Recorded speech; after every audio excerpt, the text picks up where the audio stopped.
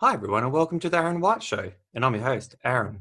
Today, we have a fantastic guest, Midtown Jack. Midtown is a music producer, DJ, and a radio host. Welcome to the show, Midtown. Thanks very much for having me. You're welcome. Hey, can you please tell me your story, like how and where you grew up, any life-changing events, and how you got into DJing? Yeah, absolutely. So basically, I grew up in the country in South Australia. Um, it was a pretty fun childhood and the perfect breeding ground for becoming a musician, I think, because I lived on a farm, so I had no neighbours for a good couple of kilometres around me, and I could stay up late putting together little sound systems cobbled together from thrift shops in my bedroom and playing music stupidly loud. Which now that I've moved in the city, I realize really was a bit of a luxury, and have to turn it down at a reasonable time or start making music in headphones. But yeah, grew up playing piano and a few instruments and stuff through primary school and a bit through high school. My dad was a musician. Again, nothing like professionally trained or anything, just kind of had self-taught himself guitar and piano and even accordion and harmonica and a few other obscure instruments, just for his love of music. So I suppose I naturally gravitated towards being interested in that. I also just had a primary school. I don't know if this was all primary schools in general, but it seemed like everybody had music lessons with the out of school piano instructor that would come down, and I kind of just got sucked into that. Collectively, I've done about 7 years of keyboard and piano over my lifetime, and also have a bachelor's degree in music, although I cannot sight read or play music on command.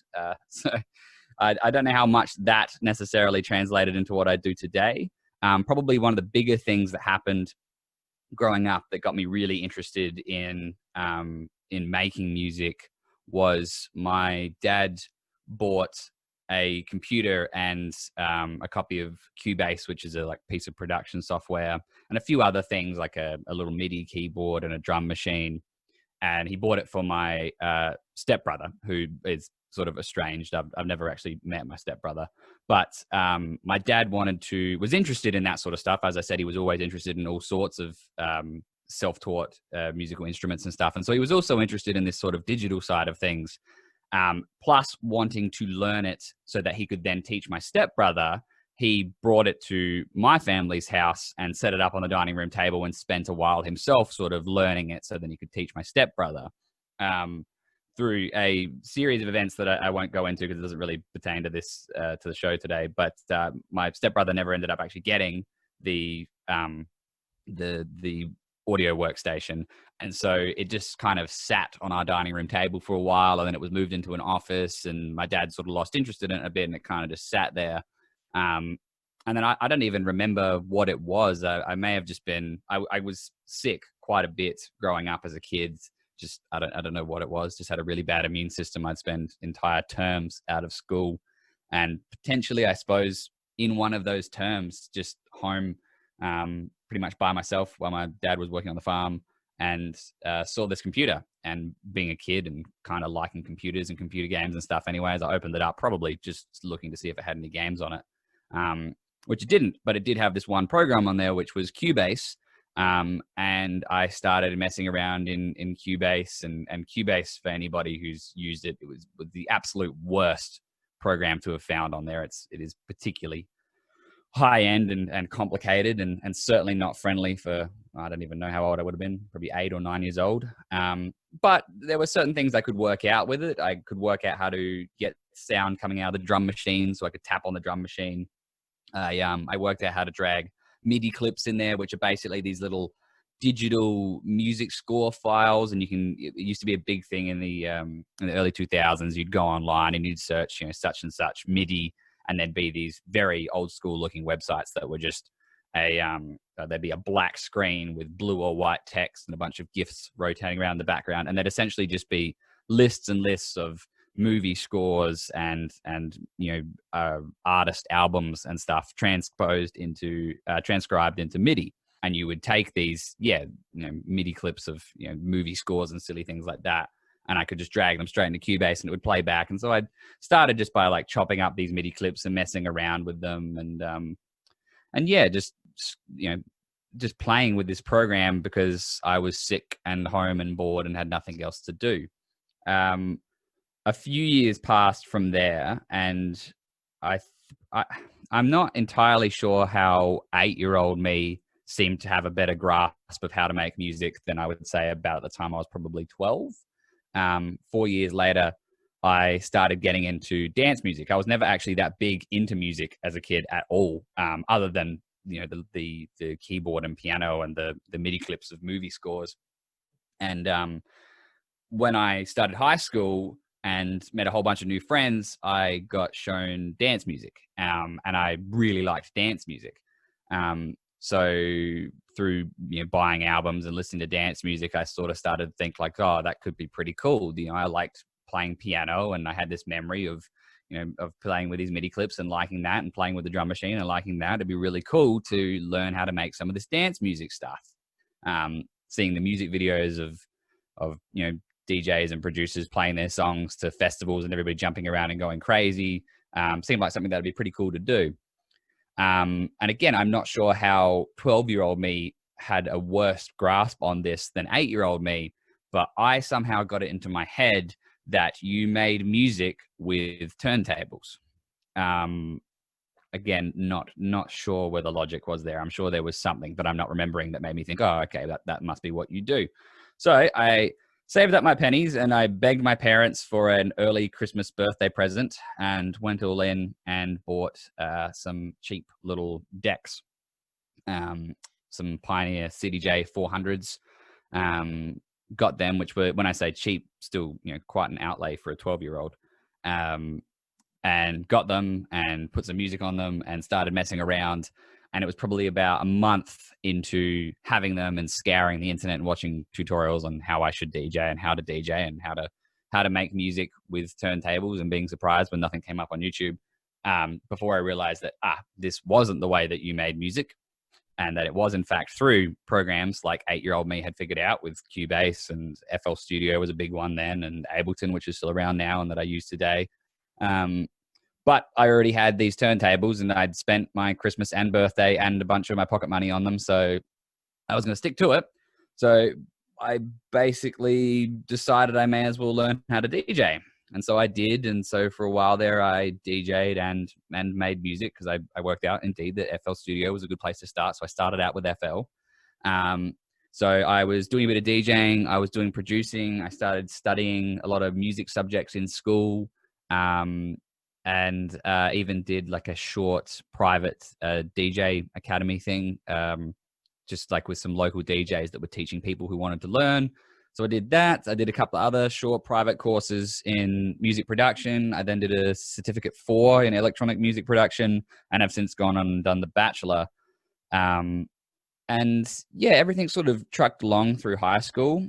Towards the end of high school, I don't know. I think just due to year 12 and things like that, and trying to focus more on the study, trying to focus more on my study, as well as noting that the type of dance music that I was DJing and producing at the time, hardstyle, wasn't very popular. And look, there was a select group of my friends and stuff that liked it, but when it came to whenever I would play a gig, I'd go out and I'd play hardstyle, and I could just tell that, people weren't really that interested in it. And it was a bit between the disheartening fact that not a lot of people liked the music that I liked.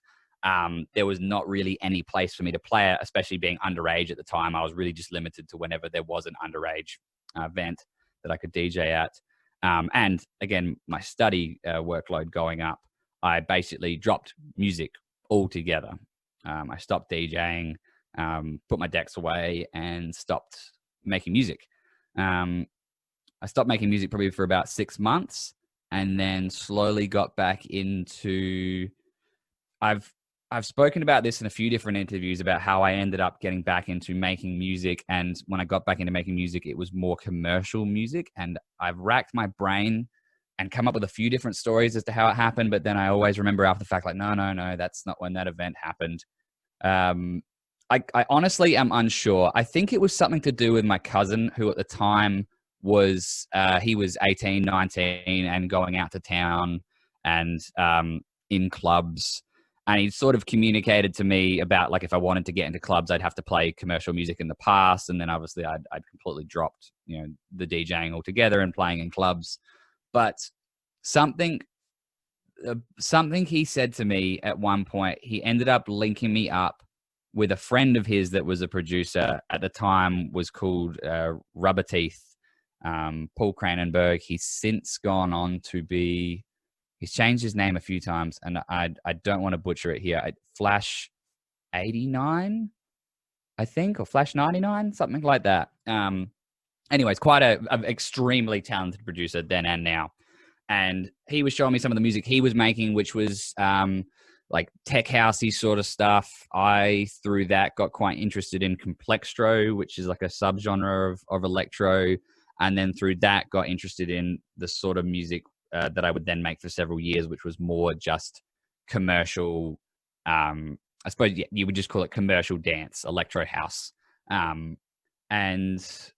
making that. And then it was just before my 18th birthday that I got a phone call from a friend of a friend that ran a nightclub in town called the Dog and Duck.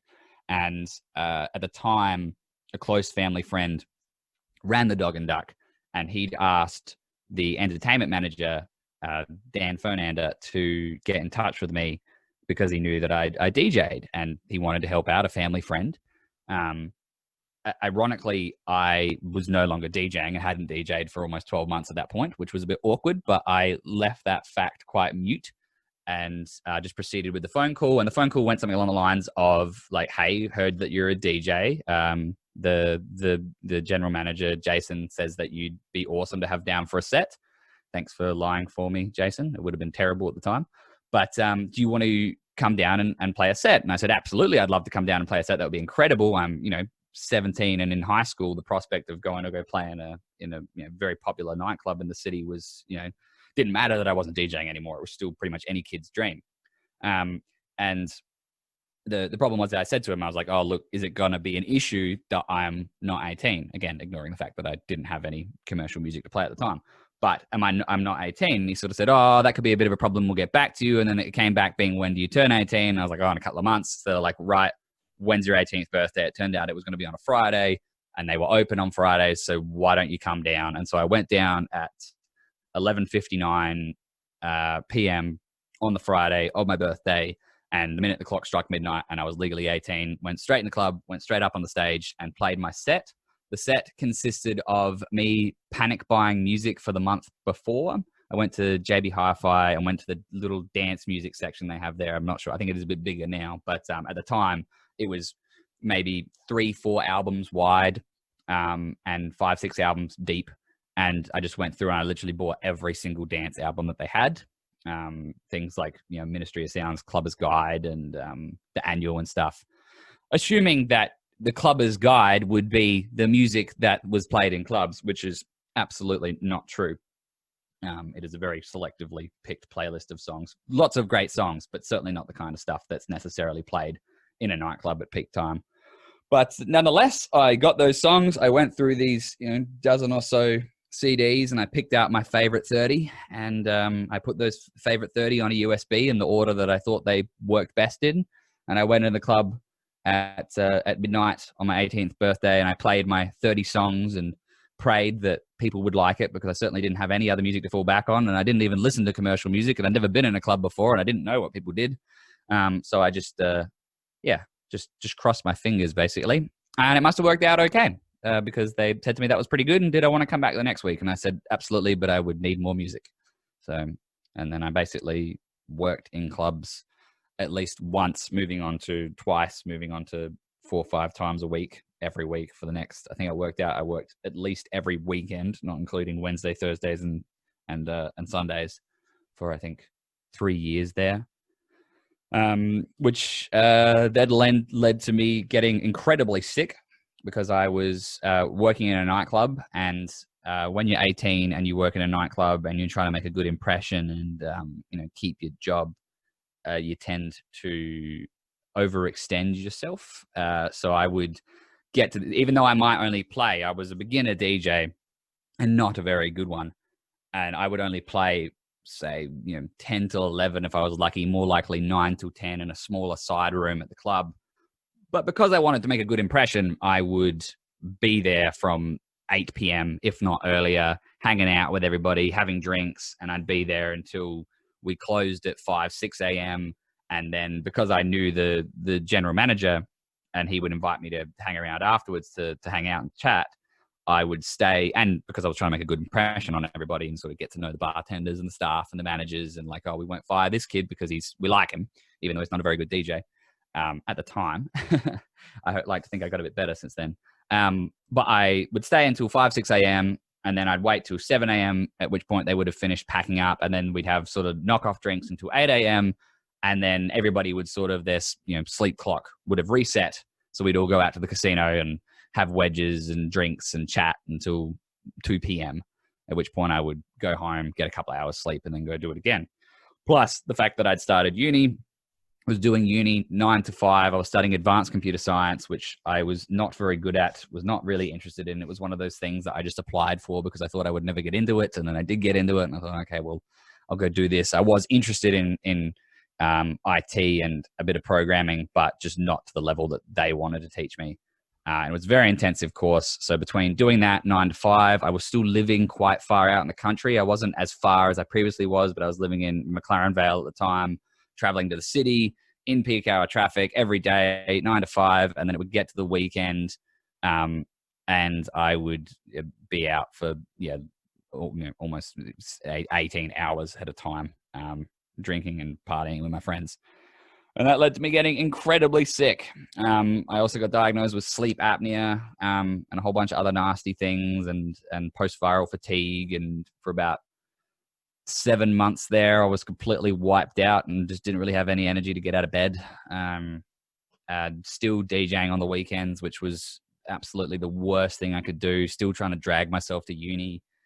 Basically got worse and worse. Eventually did defer uni for 6 months, but still kept DJing on the weekends because I was so determined. By this point, I had got a little bit better at DJing, and my sucking up must have worked because I progressed up the ranks a little bit and was getting to play on the Friday and the Saturday night and getting the occasional set in a bigger room in the club and getting a bit more of a feature and a bit more promotion.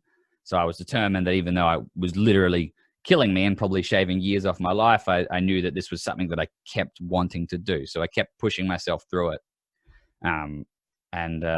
Got tremendously sick and got sicker and sicker and sicker. And I don't know. I wish that part of the story sort of had a happy ending in terms of a life-changing moment. I don't know. I don't know if it certainly made me appreciate a lot of things. It certainly then led to me taking things like my health, diet. At one point there, the big wake-up call for me was that I got down to 55 kilos. I'm 6'1", so being 55 kilos, 55 kilos was when I stopped weighing myself. So I think I probably got a bit lower than that. But it was incredibly underweight and unhealthy simply because I couldn't eat. I felt that sick and that run down.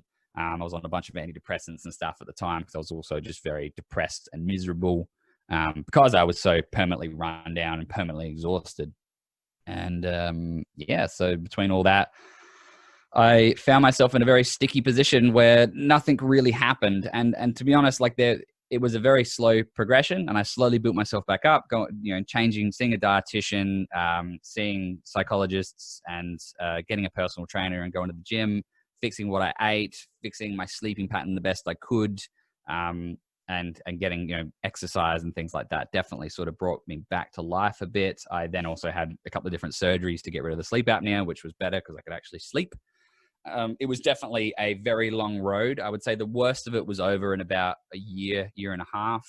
It probably took me a good 4 years to actually properly get over it until I was actually back to normal. It's probably worth noting as well that the big thing, and the thing I think I regret the most, is that in that time, I was so run down and demotivated and felt so awful that I couldn't really do anything except what was essential. And at the time, what was essential was my work, the DJing. The DJing because I was, one, very passionate about it and I loved doing it and I wanted to pursue it. and also my study, like studying at uni, which was important because I wanted to commit to the course. I wanted to finish it. By this time I was studying the Bachelor of Music at Adelaide Uni, and I wanted to finish it. And because I was also at the time living in accommodation that was subsidized, I had an apartment on Hindley Street, which is the clubbing district here in Adelaide, which was very cool, very loud, and an intense place to live. But I don't regret it. It was on the 9th floor, had a wicked view, could literally see to the club. So I could look down and be like, oh, club's getting busy, I better head down. It was very fun. But I had to keep studying whatever I did because the condition of being in the housing that I was in was that I had to study. So I definitely had to finish that. And so as a result, the thing that fell behind the most was my production work, which I massively regret because it was the thing, looking back, all along that I was actually passionate about. I was passionate about producing from when I sat down at my stepbrother's computer and messed around with MIDI clips on Cubase. I was passionate from when I started listening to dance music and accidentally bought DJ decks and learned how to DJ. And I was passionate about it all the way through until I got this phone call to say, come and play in a nightclub, and then got really sick. I don't regret that at all, but I definitely at the time put way too much stock into the importance of DJing and progressing as a DJ rather than I didn't want to be a DJ. The more I thought about it, it was I wanted to actually be a touring producer that DJ'd as a way to play his music and to entertain people and put the music in a form that people enjoyed experiencing it. But somewhere along the line, again, I think back on it and I try to pinpoint the moment where I got really confused about it, but I just can't. It was just something that happened very gradually. And I think, again, just being so sick, it was really just tunnel vision about, what was the next step? What could I do today? Not anything to do with future planning, such as I think most 18, 19, 20, 21-year-olds would be much the same, sick or not, is just going from day to day, doing what's fun and not really thinking about what's actually the future goals. So I was still producing all through this time period, but I was to the point where I was producing maybe a song every 6 months to a year. That was not good music at all. It was probably actually, I listen back to it now and it was actually quite good music, but it was just so over-engineered. It was just, I was never happy with it. And I think I kept thinking that, if I kept working on this song, hence why songs would take me a year, I was working on them for an entire year, only really working on production maybe once a week. Sometimes it would even be once every 2 weeks or once a month, which is just absolutely, you can't be a producer that only produces once a week. And I was just so committed to, these songs would be the songs that would make me huge. I'm this DJ that's building a bit of notoriety. But at that time I was actually, not to toot my own horn too much, but became quite a good DJ because I was doing it so much. There was a good 2 years of my life there where I was DJing every Wednesday, Thursday, Friday, Saturday, Sunday. So I became quite good at DJing, got a bit of a name for myself. And I was convinced that all I need to do is make this song that I'm making at the time perfect by working on it once or twice a week.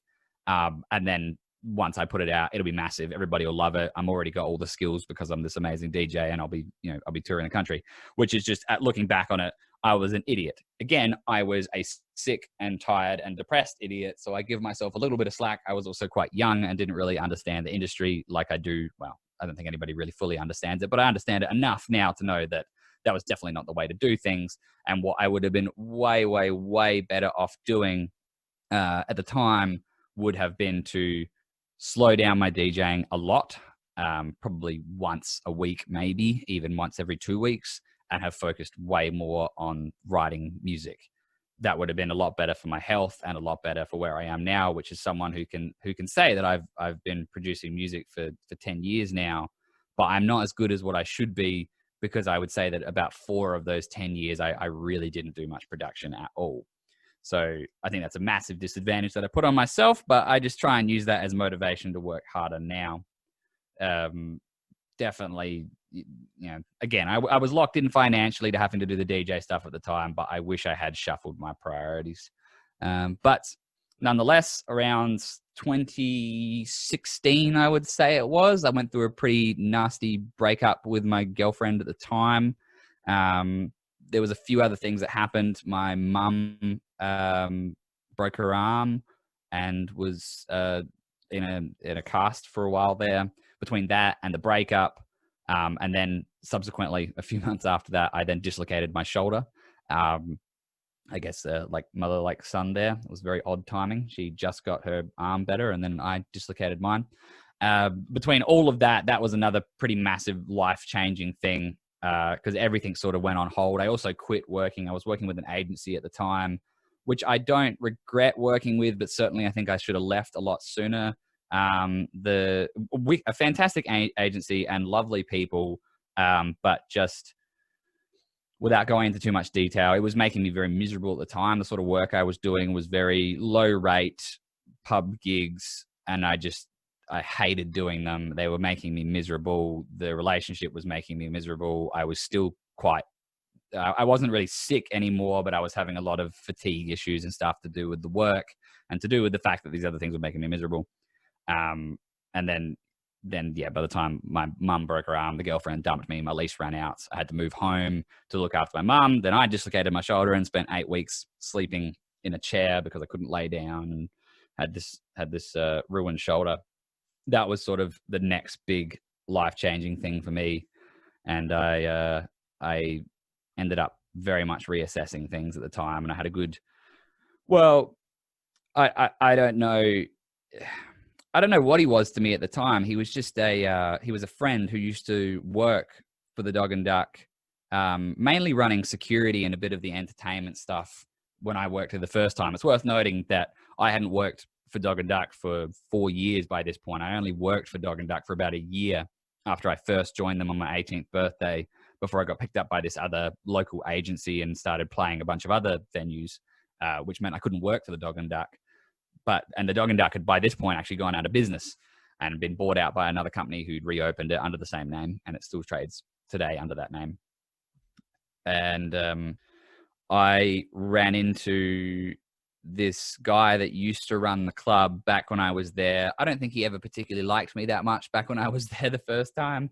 Not that he had anything against me at all, but I suppose he liked me, but we were just incredibly different people. I'm still a dweeby little white boy now, little nerd, but back then I was an incredibly dweeby white little nerd.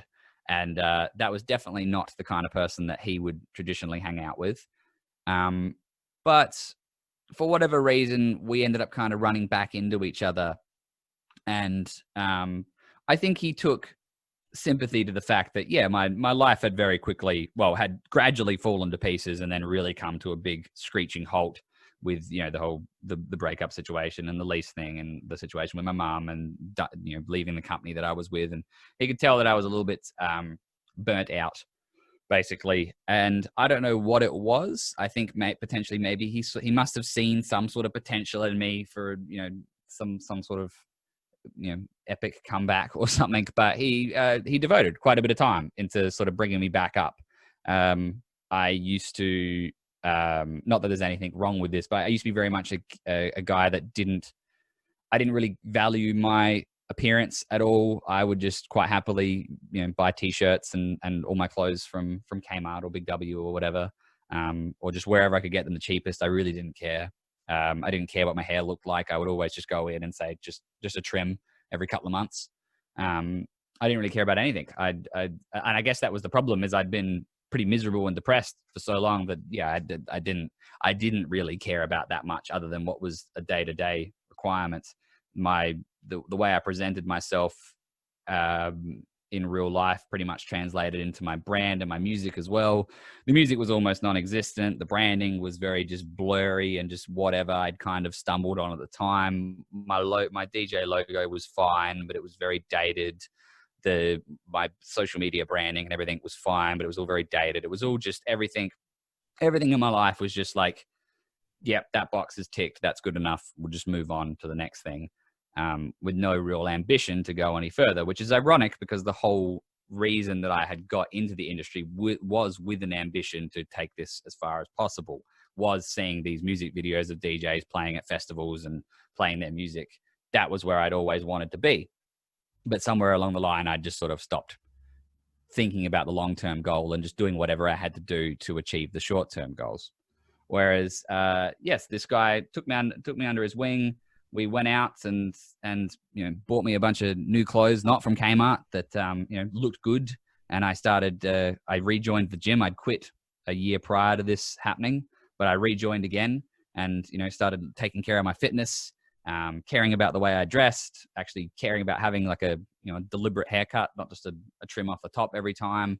Which again, no digs to anybody who does just dress in whatever clothes. I mean, you look at Mark Zuckerberg and Steve Jobs, and their whole thing was that they would wear, their wardrobe was exactly the same, and they'd wear the exact same thing every single day. And it wasn't anything fancy because they were such busy people and they didn't believe in wasting time during their day every day, picking out clothes and stuff like that. So some of the smartest billionaires in the world wear the same things. I think Bill Gates has a bit of a similar philosophy. But for me, I think it came down to more having some pride in myself, having some pride in the way I looked, the way I dressed, actually having a bit of an identity. To start with, these clothes that I would wear, I was just wearing them because this guy had said, wear this, it will look good. And some of that stuff I have worn once and have never worn again because I don't think it looks good at all. But some of it, I quickly started to realize, like, oh, actually, I really like shoes like this, and I really like wearing jackets, and I really like, I was someone that had quite long hair because I never got haircuts. To now, if my hair goes above a 2 on the sides, I start freaking out and need to go get it shaved because I just can't stand the way it makes me feel, because it feels like I've stopped caring about myself and my appearance. And it was amazing how quickly those things translated into lifting my mood. The minute I actually started caring about myself and the way I presented myself and behaved, and then in turn also with his help started working on my branding, I started taking interest again in it, and we changed my logo, and I got new press shots, and I got these insane visuals made up, and a whole bunch of stuff. And I completely represented the way I was DJing, and I started not doing these. I remember that was the big fallout with myself and my old manager, as I told him that I didn't want to do these, $40, $50 an hour gigs in pubs in a back room anymore. I knew that I'd been doing this long enough and I was good enough that I was better than that. And he basically said that I was getting too big for my boots and I should reconsider. And so I told him that I was done. So I started working with this new, I don't suppose you'd call him a manager, but certainly someone who was just sort of guiding me a little bit, and started doing these bigger shows and playing on stages. And I was able to get those shows because I was, doing a good thing and playing the right music, and I looked the part and I dressed the part and I acted the part, and we had the logo and the press shots and the visuals and the music that all represented the part, that I could get these better gigs and, feel a little bit like a rock star up there on stage, which I think is a huge thing for an artist, because it gives them that validation that what they're doing is actually paying off. It's an amazingly gratifying thing. You spend so much time and money and effort investing in your brand and the way it's presented, to have that paid off by being up on stage. You've seen yourself on the poster with the logo, looks great. You look behind yourself on the screen as your amazing visuals, and out the speakers is coming your awesome music, and the crowd is absolutely loving it. It's this big payoff moment. And I think through all those things, that's sort of where I am now, and why I've become passionate about the things that I'm passionate about. I was always passionate about music and about this long-term goal of becoming a touring producer, but I lost that. I was always passionate about, I skipped over all the stuff through high school. I used to do animation and a bit of graphic design stuff, but I used to love animation. I used to love graphic design. I used to love working on that stuff. And I basically lost all of it when I finished high school, and that period where I got sick, and I was just focusing from week to week on completing my study and DJing to have money, and to keep living, basically. I'd lost all of that. Whereas going through this breakup, getting over my sickness issues, being bedridden, and not bedridden, chair ridden on a couch sofa for 8 weeks while my arm healed, and starting to take, and then from there going back to taking pride in my appearance, taking pride in my physical health and mental health, and pride in my branding and my music. It built me back up to a point where I was actually happy doing what I was doing.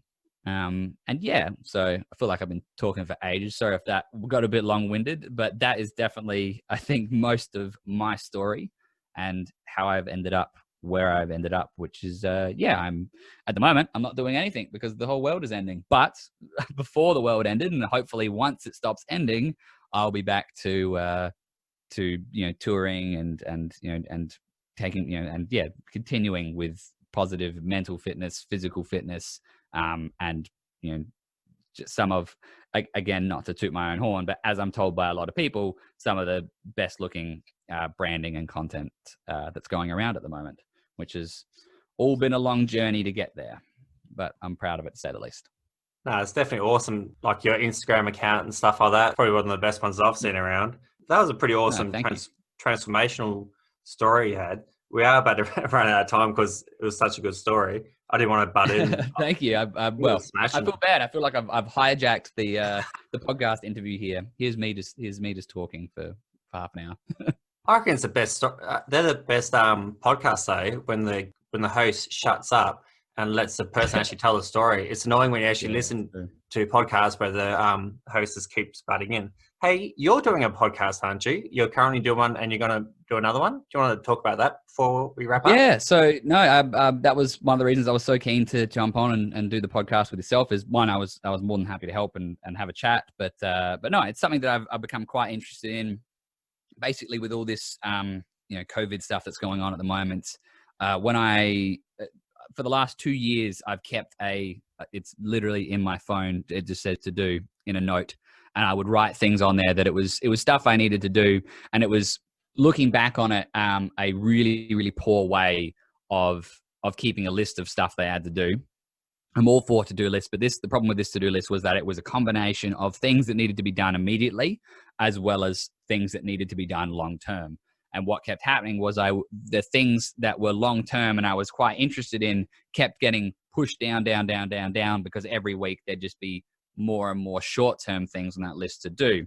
The other problem was even some of the long-term things, when I would get through all the short-term things, like send an email or to apply for something or book an appointment. Even when I would get all those things done and get to the long-term things I would end up prioritizing in terms of the time investment to reward outcome. And so there was a few things that when this whole COVID thing started, that I basically took all the things in my to-do list and wrote them up on a whiteboard. And I've slowly been chipping through them. And these have been all the things that I knew perhaps there wouldn't be an immediate return from my time investment, but that I was always passionate about doing. And one of those things was live streaming. Obviously, there's been a lot of live streaming going on during this whole outbreak thing, which I think is fantastic. There's been plenty of like live DJ streams and stuff like that. And that was something that I'd considered doing, but especially once I saw everybody doing it, I sort of thought, okay, well, that's covered. My DJ stuff is a lot more along the lines of a sort of performance rather than, I'm not a bad DJ. I've been doing it for a long time now, but I'm nothing special. I think the performance is more what I bring rather than, necessarily expert turntablism skills.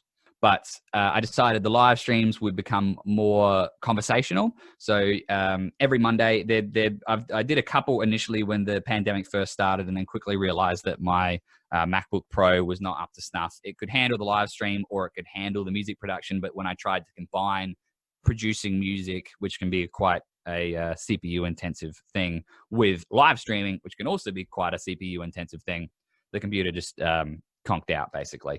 And I was having a lot of issues with the stream and a lot of dropped frames and stuff like that, and audio video sync issues. So I've actually, during this time, I've built a whole separate PC, which I'm actually talking to you on now, that handles everything to do with, podcasting, live streaming. A lot of my video editing stuff ends up getting offloaded to this computer so that I can keep working on the MacBook while this computer renders videos and stuff like that. So back to doing it now. Mondays, I do a studio stream where I name pending as well. I'm very frustrated. I'm normally pretty good at coming up with names for things, but at the moment it's just called studio stream. So the studio stream is me in the studio working on stuff, whether that is, graphic design or video editing stuff. It's generally music production stuff because that's what I do the most of. Hey, Midtown, I already cut you off. Like, we're literally running out of time. Hey, where can they find you? Where can they find you on social media?